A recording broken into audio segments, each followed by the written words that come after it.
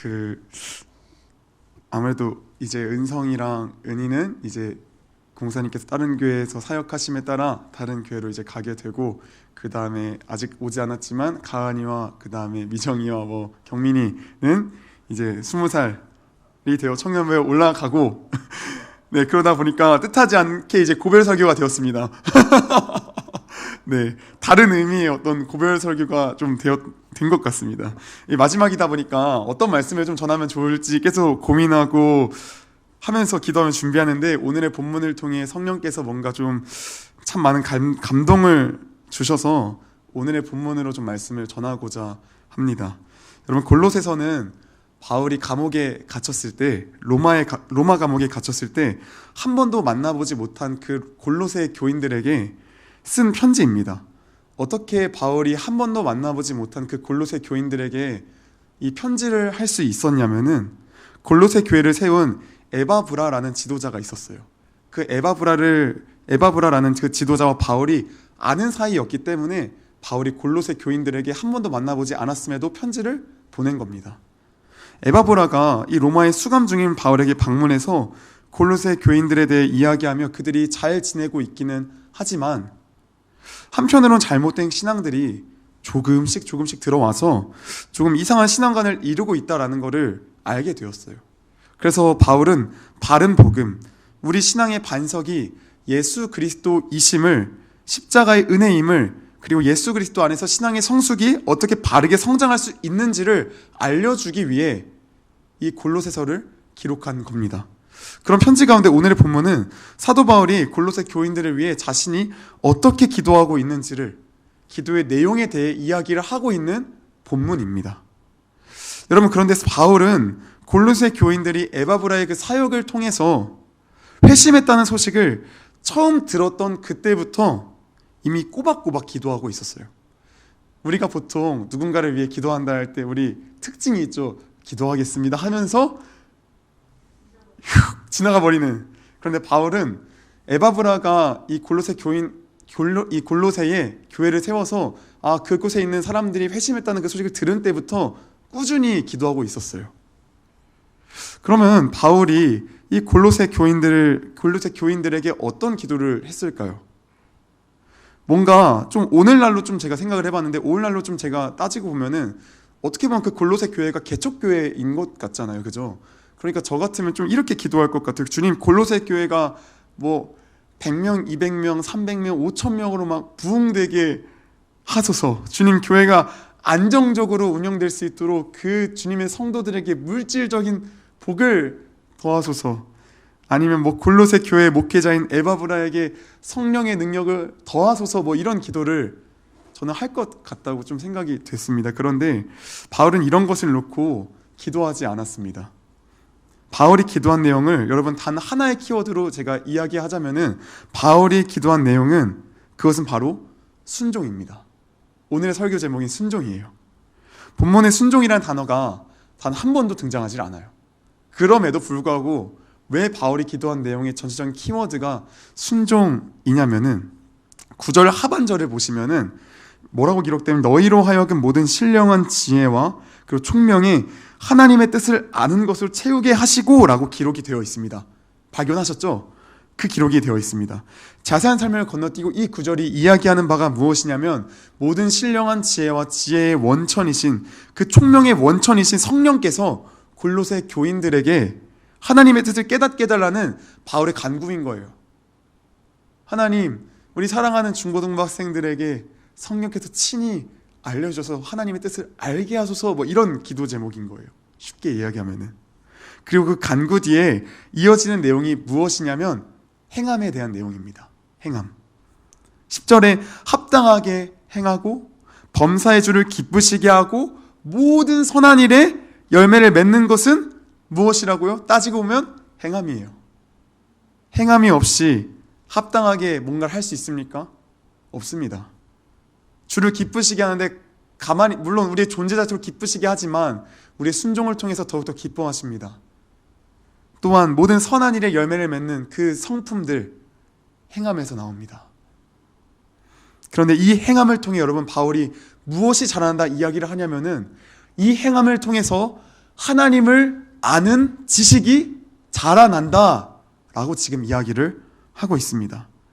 거꾸로 생각해 보면은 행함이 없이는, 순종이 없이는 하나님의 뜻을 알지언정 하나님을 아는 지식이 자라나지 못한다 라는 것을 지금 이야기하고 있는 겁니다. 그래서 바울의 기도 내용은 성령 하나님, 이 골로새 교인들로 하여금 하나님 당신의 뜻을 충만하게 알게 하시고 그로 하여금 순종하게 하여서 하나님의 뜻을 더욱더 알게 하여 주세요 라는 기도인 겁니다. 잠깐 옆길로 빠져서 짚고 넘어갈 게 있습니다. 여러분, 하나님의 뜻이 어디에 있습니까? 하나님의 그 뜻이 어디에 있습니까? 성경에 있음을 우린 너무나도 잘 압니다. 그죠? 들어왔죠? 하나님의 뜻을 어디서 구하냐면 우리는 말씀을 보면서 압니다라고 우린 참 많이 들어왔죠. 그런데 우리는 인생의 그 중대한 사항 앞에서, 인생의 그 수많은 그 기로 앞에서 정말 중요하고 특별한 그 선택의 기로에 섰을 때 우리가 가장 의지하는 것은 무엇인지 아십니까? 정작 그 앞에서 가장 많이 의지하는 게 무엇이냐면 사람의 생각과 내 감정을 많이 의지합니다. 예시를 한번 들어드릴까요? 저한테 어떤 고민이 하나 있어요. 뭐 쉽게 예를 들면은 제가 뭐 청년 때 어떤 교사를 해야 된다고 가정을 해볼게요. 그런데 이 교사를 하는데 저는 보조교사만 하려고 했어요. 그런데 이 반을 맡으라고 하시는 거예요. 참 많이 고민이 됩니다. 그러면은 이제 우리는 이걸 위해서 이걸 할까 고민할 때 어떻게 하냐면 사람에게 먼저 물어봐요. 엄마, 나 이런데 지금 어떻게 하는 게 좋을까? 그리고 믿음 좋은 선배에게도 물어봅니다. 어떻게 하면 좋을까요? 물론 우리는 이런 주변 사람들의 이야기를 통해서 주님의 뜻을 깨닫기도 합니다. 그런데 제가 말씀드리고자 하는 것은 우리는 생각보다 하나님의 뜻에 대해서 우리 말씀을 참 많이 의지하지 않는다라는 겁니다. 하나님의 뜻이 말씀에 있습니다 라고 고백을 하지만 우리는 정작 가장 중요한 그 선택의 길 앞에 섰을 때에 가장 많이 의지하는 건 사람의 생각과 내 감정이에요. 기도하는 중에 뭔가 주님 오늘 짜장면 웃어봐, 오늘 너가 짜장면을 먹으면 좋겠다는 어떤 이런 감정이 뭔가 올 것만 같아요. 그죠? 여러분, 하나님의 뜻을 구하면서도 말씀을 읽지 않는다라는 것은 하나님의 말씀을 신뢰하지 못한다라는 것과 다를 게 없습니다. 말씀을 읽지 않고 하나님께서 내게는 응답하시지 않아 라고 이야기하는 건 참 많이 슬픈 일이에요. 그죠? 다시금 돌아와서 우리가 매년마다 적어내는 기도 제목이 있습니다. 어떤 기도 제목이냐면은 2022년도에는 믿음이 올해보다 더 성장하게 하소서. 여러분 혹시 작년에도 이런 기도 제목 있지 않았나요? 저는 항상 있는 기도 제목입니다. 제가 예수님을 인격적으로 만나고부터 항상 있는 기도 제목이에요. 그런데 우리의 믿음을 돌아보면 어떻습니까? 돌아보면 작년에도 믿음이 성장하게 해달라고 기도 제목란에 적었을 것 같은데 작년보다 더 성장하셨습니까? 아니면 그대로입니까? 아니면 더 최악의 상황, 더 믿음이 떨어진 것 같습니까? 없어진 것 같습니까? 여러분 혹시 어떻게 생각하시나요? 성장했다고 생각하시나요?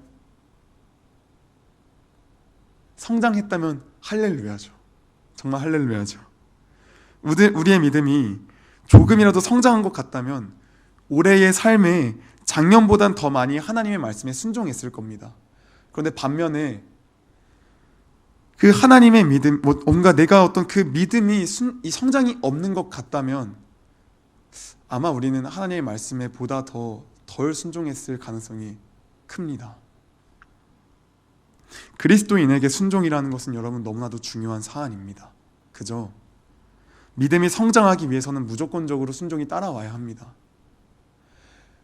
아무것도 하지 않으면서 강한 믿음을 구하는 것은 어린아이가 이 성장해서 제 나이가 되었음에도 엄마에게, 부모님에게 이 밥숟갈을 내 입 안으로 들여달라는 것과 다를 것이 없습니다. 무조건적으로 믿음의 성장에는 순종이 따라와야 합니다. 그런데 순종이 쉽습니까? 어렵습니까? 어려워요. 진짜 너무 어려워요. 날마다 우리는 알죠. 원수를 사랑해야 함을 알죠. 그런데 쉽습니까? 사실 이건 쉽냐 어렵냐를 떠나서 말이 안 되는 소리죠. 원수를 어떻게 사랑합니까? 원수를. 여러분, 제가 금요일 날에 안과를 다녀왔는데 시력 좀 검사를 하려고, 눈이 좀 나빠진 것 같아서 검사를 하러 갔는데, 이제 그 눈이 좀 많이 건조하다 해가지고 그 안과에 가면 레이저로 이렇게 적외선으로 해가지고 세가지고 이렇게 눈 가만히 있으면 있거든요. 제가 그거라고 했는데 갑자기 저기서 송 여사님 수납하세요 이게 들리는 거예요. 근데 이걸 하고 있으니까 못 가잖아요, 그죠? 그래서 제가 이걸 다 한 다음에 바로 수납란으로 바로 앞으로 갔어요. 그래서 이제 그냥 저를 부르는 걸로 좀 들었으니까 서 있었죠. 그런데 그 앞에 수납하시는 그 선생님이, 간호 선생님이 갑자기 저를 쳐다보더니 왜요? 이러는 거예요. 저 아까 저 부르신 거 혹시 아니셨어요? 이러니까 안 불렀는데요? 야, 이러는 거예요. 제가 이걸 듣고 솔직히 이런 말 하면 안 되죠. 빡이 쳤습니다, 진짜로. 너무 화가 나더라고요, 약간. 내가 이 사람에게 나쁘게 대했나? 뭔가 안 좋게 대했나? 참 기분이 좀 안 좋더라고요. 여러분, 정말 사소하고 작은 일이죠, 이게. 그런데 이런 작은 일인데도 이 마음에 막 분노가 막 치밀어 오르는 거예요. 우리 선생님들, 운전하신 선생님들, 운전하다가 참 많이 고난이 오죠. 우리 학생들도 학교에서 참 많은 고난이 오죠. 왜 그럴까 나한테. 여러분, 제가 그 간호사 선생님의 앞에서 딱 섰을 때 그때 그 말을 듣고 갑자기 한편에 무슨 말씀이 딱 떠올랐는지 아십니까? 요즘 수요예배 때 담임 목사님이 말에 대해서 이야기를 하시는데 저주하지 말고 축복해라라는 그 말이 막 떠오르는 거예요. 여러분, 제가 그 말씀이 떠올랐을 때 어떻게 했는지 아십니까? 막 기분 좋게 축복합니다! 라고 막 이렇게 하는 게 아니라, 제가 이 말씀이 딱 떠올랐을 때 마음속으로 축복합니다. 힘들게 속삭였습니다. 여러분, 우리는 또 가장 사랑해야 하는 그 가족에게조차도 우리는 말씀에 순종하지 못하는 이 모습을 참 많이 보여요. 그죠? 여러분, 제가 교회에서는 참 잘 웃고 리액션도 좋고 그렇죠. 그런데 집에서도 제가 똑같을 것 같지만 집에서는 정말 전혀 안 그렇습니다. 제가 집에 가면요, 현관문을 딱 들어가는 순간 제가 가장 먼저 하는 일이 뭐냐면은 가면을 벗는 일이에요. 자, 거기 가면은 가장 먼저 하는 일이 가면을 벗는 일이에요. 여러분, 제가 집에 딱 들어가면요, 늘 어떤 얼굴이요, 제 집안의 표정이 어떠냐면 이래요. 그냥 이 표정으로 그냥 살아요. 그리고 이 밖에서 에너지를 너무 많이 쓰다 보니까 집에서는 그냥 아무 감정의 소비도 하기가 싫은 거예요. 그러다 보니까 부모님이 저한테 뭔가를 이야기하면은 제가 어떻게 하냐면은 되게 틱틱거려요, 진짜. 엄청 틱틱거려요. 저도 알아요, 저도. 그럼 진짜 이게 문제인 거예요. 저도 부모님한테 공경하라라는 그 말씀을 알거든요. 저도 그 말씀에 따라 순종하려 살려면은 틱틱거리면 안 되고, 그 집에서도 저는 감정의 노동을 하는 게 맞아요. 순종을 하는 게 맞아요. 그런데 안 돼요, 그게. 알면서도 그냥 막 어땠어 오늘? 그냥 그랬어. 끝. 그래서 똑같이 보면 오늘 제가 그랬죠. 참 이게 문제예요, 저는. 말씀의 순종은 여러분 너무 어려워요. 참 쉽지 않아요. 하나님을 아는 지식이 성장하려면 이 말씀에 순종을 해야 되는데 이게 너무 어려워요, 참. 여러분, 그런데 순종이 어려우면은 사실 안 하면 되잖아요. 굉장히 지금 이 납득이 안 가는 눈빛, 그냥 그렇다 해주세요. 네. 저 갑자기 진짜로 내 하시니까 당황스러운데, 여러분, 우리는 굳이 어려운 순종의 삶을 살려고 아둥바둥 애쓴 이유가 뭘까요? 제가 순종이 어렵지만 해야 되는 그 이유를 간략하게 두 가지로 제가 좀 정리를 해봤습니다. 우리가 순종이 어려움에도 순종하는 첫 번째 이유는 우리는 천국과 지옥이 있다는 것을 우리는 믿습니다. 죽어서 하나님의 심판대 앞에 서게 될 것을 믿기 때문입니다. 우리 함께 계시록 20장 12절부터 15절 말씀 찾아서 읽어볼까요? 오늘은 따로 준비하지 않았습니다. 우리 함께 성경책을 좀 펴시고 계시록 20장 12절부터 15절 말씀을 우리 같이 좀 읽어보면 좋겠습니다. 계시록 20장 12절부터 15절 말씀, 우리 함께 같이 처음부터 끝까지 읽어보겠습니다. 찾으신 줄 알고 읽겠습니다. 시작. 또 내가 보니 죽은 자들이 큰 자나 작은 자나 그 보좌 앞에 서 있는데 책들이 펴 있고 또 다른 책이 펴졌으니 곧 생명책이라. 죽은 자들이 자기 행위를 따라 책들에 기록된 대로 심판을 받으니 바다가 그 가운데에서 죽은 자들을 내주고 또 사망과 음부도 그 가운데에서 죽은 자들을 내주매 각 사람이 자기의 행위대로 심판을 받고 사망과 음부도 불못에 던져지니 이것은 둘째 사망 곧 불못이라. 누구든지 생명책에 기록되지 못한 자는 불못에 던져지더라. 아멘. 여러분, 동성애, 폭력, 강간, 사기, 음란한 성문화, 살인, 비리 등 온갖 악한 일들이 매스컴에서는 쉴 새 없이 쏟아져 나옵니다. 그들이 죽음 이후에 영원한 지옥 형벌이 있다는 것을 믿었다면 이런 행동을 했을까요? 하지 않았겠죠. 그냥 잠깐 1초만 잠깐 발 갖다 댔다가 딱 떼는 게 아니라 영원히 그 지옥 형벌에 처해지는데 이걸 안다면 했을까요? 아니죠. 여러분, 그리스도인들을 핍박하고 억압하는 자들이 죽음 이후에 지옥 형벌이 있다는 것을 믿는다면 이들이 과연 그리스도인을 억압할 수 있을까요? 여전히 예수를 저주할 수 있을까요? 아니죠. 여러분, 한국교회 목회자와 성도들이 왜 타락하고 있는 줄 아십니까? 왜 계속해서 잘못된 길로 가시는지 아십니까? 그 수많은 이유가 중에 하나가 무엇이냐면은 기독교인이라 하면서 목사와 이 상관없이, 직위 상관없이 천국과 지옥을 믿지 않기 때문입니다. 천국과 지옥을 믿는다면 어떻게 교회 안에서조차도 파당을 이루고 내가 전도사야, 내가 목사야, 내가 뭐 장로야, 내가 뭐 이런 직위를 가지고 온갖 부정부패와 권력욕을 자랑하면서 살 수 있겠습니까? 천국과 지옥이 있다 믿으면 어떻게 이렇게 살 수 있겠습니까? 여러분, 그리스도인이 순종하는 것은 죽음 이후 하나님의 심판대 앞에 서게 될 것과 하나님의 판결이 있음을 믿기에 날마다 하나님을 두려워함으로 우리 자신의 행동을 말씀에 비추어 항상 말씀으로 돌이키며 순종하는 삶을 살게 되는 겁니다. 우리의 삶은요. 그런데 더 중요한 한 가지 이유가 남아 있습니다. 그것이 무엇인지 아십니까? 우리가 순종하는 한 가지 가장 중요한 이유는 두려워서가 아니라 하나님을 사랑해서입니다. 사랑해서. 여러분, 계시록 우리가 방금 읽었던 이 말씀에 뭐라고 기록되어 있냐면은 사람이 죽어서 자기의 행위대로 그 심판을 받는다고 이야기를 합니다. 여러분, 우리가 어떤 존재였습니까?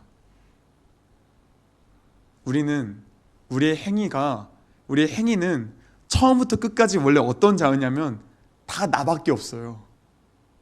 우리는 처음부터 끝까지 그냥 다 나예요. 다 나. 그 행동 원인과 동기의 그 모든 실제적인 것은 다 나예요. 나에게 만족이 있고 내게 유익이 있고 내가 무엇인가 뭔가 득이 되면 그때 해요. 우리 인생은 영원한 그 나만 위한 그 인생을 살다가 죽는 인생이에요. 그래서 우리가 자기 행위대로 그냥 나만 알고 나만 살다가 그냥 죽는 인생인 거예요. 그래서 우리는 그 영원한 지옥 형벌에 처해져야만 하는 그런 인간들이에요. 그런데 그런 인간들이, 그런 죽어야만 그런 존재들이, 그런 이미 죽었던 존재들을 하나님께서 어떻게 하셨습니까? 그 많으신 긍휼과 자비와 인애하심으로, 사랑하심으로 예수 그리스도의 십자가 은혜로 말미암아 우리가 그 영원한 지옥 형벌에서 해방된 것 아닙니까? 건져받은 것 아닙니까? 그 나라에서 이렇게 이끌어 나온 것 아닙니까? 이 은혜를 아는 자들은요, 여러분, 그리스도인의 예수님을 인격적으로 만난 사람들, 그 모든 사람들의 공동적인 그 점이 무엇이냐면은 내가 그 철저한 죄인됨을 깨달아 아는 사람들이에요. 그 은혜가 무엇인지 아는 사람들이에요. 이 은혜가 무엇인지 모르면은 순종할 수 없어요. 율법이에요, 그냥. 날마다 내가 뭔가 해야지라는 그 율법에 갇혀서 사는 인간들이에요. 그런데 그 그리스도인, 자신의 죄성과 그 하나님의 놀라우신 자비와 사랑과 긍휼과 은혜를 아는 자들은 사랑이에요. 사랑하는 여러분, 날마다 순종하고 하면서 느끼는 것이 무엇입니까? 전 날마다 순종의 삶을 살려고 노력하지만 날마다 제 자신의 그 무능력함과 그 모든 것들을 전 다 봅니다. 저는 그래서 날마다 제 자신, 제 마음은 항상 죽을 것 같아요, 항상. 날마다 순종하지 못한 내 마음을 보면서, 내 모습을 보면서, 이게 맞나? 나 정말 구원 받았나? 라는 그런 질문이 계속해서 사단의 정죄가 계속해서 들어와요. 그런데 아무것도 하지 않고 은혜를 받았기 때문에 다시금 나아갈 수 있습니다. 사랑을 알기 때문에 다시금 나아갈 수 있습니다. 사랑하는 여러분, 사랑하는 학생 여러분, 우리가 하나님께 복종하는 게 그냥 강권적으로 하나님께서 그냥 로봇을 이렇게 세우듯이 뭔가 어떤 폭력적으로 뭔가 그런 폭군처럼 우리가 이 억압당해서 복종하는 것이 아닙니다. 우리의 모든 행동 동기는 사랑입니다. 사랑이 없으면은 우리는 그것이 아닙니다. 여러분, 중세시대 때 그 기사들이 왕한테 복종하는 이유가 무엇입니까? 그 중세 고대 그 아서왕한테 복종하는 이유가 무엇입니까? 나의 사랑하는 주군이여, 내가 주군에게 복종합니다. 이런 주군을 섬길 수 있으면 나에게 영광입니다. 복입니다. 내가 이런 주군 앞에 내가 충성을 다합니다. 목숨을 다합니다. 경애와 존경과 사랑에서 나오는 순종입니다.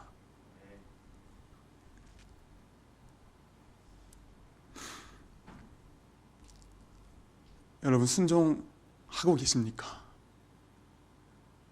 날마다 순종하려고 애를 쓰고 있으십니까? 우린 날마다 해봤자 또 넘어집니다. 우린 또 날마다 왜 죄와 피투성이가 되는지 아십니까? 날마다 죄와 싸우면서 내가 뭔가 하는 것 같지만 결국에 넘어진 나 자신을 보면서 피투성이가 되어서 다시금 하나님의 은혜의 보좌 앞에 나아가는 겁니다.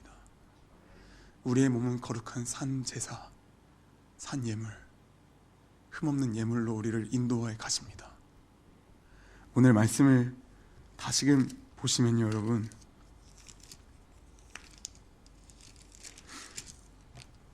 참 놀라운 말씀이 있습니다. 뭐라고 말씀하냐면은 오늘 1장 22절에 뭐라고 나오냐면, 이제는 그의 육체의 죽음으로 말미암아 화목하게 하사 너희를 거룩하고 흠없고 책망할 것이 없는 자로 그 앞에 세우고자 하셨으니, 하나님께서는 각 사람에게 순종을 통하여서 이 자리까지 인도하실 겁니다. 그런데 그 순종의 과정은 억압이 아닙니다. 사랑입니다.